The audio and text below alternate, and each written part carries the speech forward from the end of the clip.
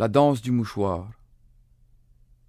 Cette nuit, ma vieille grand-mère est venue danser dans la cuisine sur les quatre coins de mon mouchoir.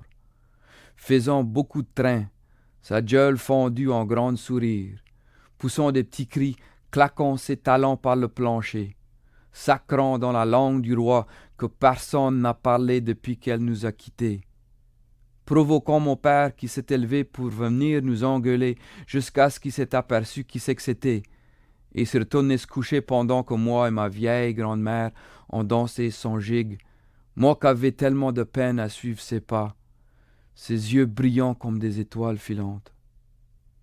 Mon grand-père est arrivé en caricolant il n'y a pas longtemps après. On lui a donné une bouteille et le coin auprès du feu, et de temps en temps il criait l'encouragement, mais autrement il se tenait tranquille, à cause qu'il était enterré la tête en bas le robinet, goûtant les gouttes qu'échappait le baril.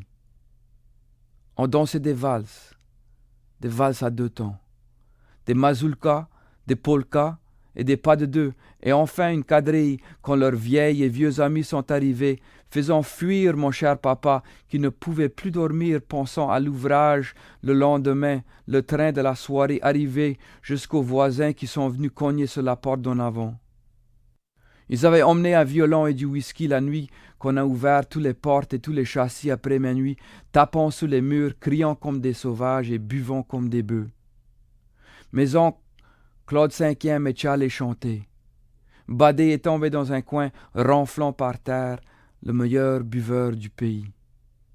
On a mis des patates dans les cendres de la cheminée, et de temps en temps, on en sortait une pour la manger, mais personne n'avait faim, sauf mon oncle Elvar, qui disait rien, le chemin bientôt rempli de 2 ou 3 000 personnes, et la cour était noire d'humanité, ressemblant plutôt à une fromière.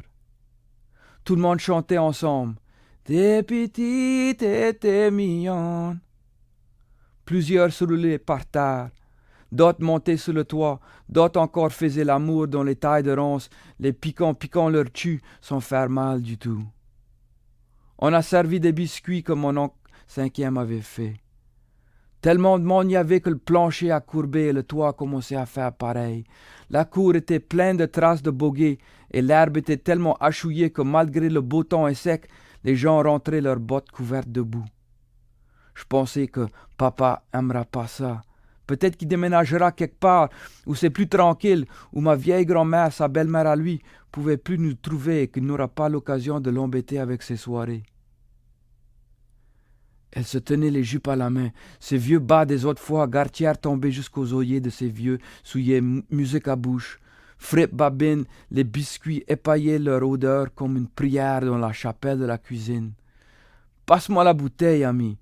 J'aurais envie de faire une autre gigue et mon cœur battait à se fondre en plusieurs, mais mes jambes restaient attachées, sautant comme une grenouille, enragée, boing et boing, prenant n'importe quel partenaire à la quadrille, méli-mélo, couleur de chapeau de paille usé, odeur de sueur d'habitant coulée de folie entre mes jambes, et dans ma tête la liqueur d'amour, d'ivresse, d'extase, cordée comme du bois auprès de la cheminée. Je dansais tournant comme une toupie rond, et rond mari, dans maridé, rond, tentant, tourner, tourne, danser, hé, houpalala, tentant, rond, autour, hé, houpla, palala, tentant, rond, autour, hé, houpla, palala, tentant, rond, aveuglé de tourdi, rond, mariron, houpla, tant devant, derrière, par terre, debout par terre, sauter dans l'air, rouler par terre, éclater de rire, sans pouvoir m'empêcher la jogue au plombeau, hé, rentant, jusqu'à ce que j'ai glissé sur le mouchoir trempé de mes larmes et j'ai tombé sur mon cul.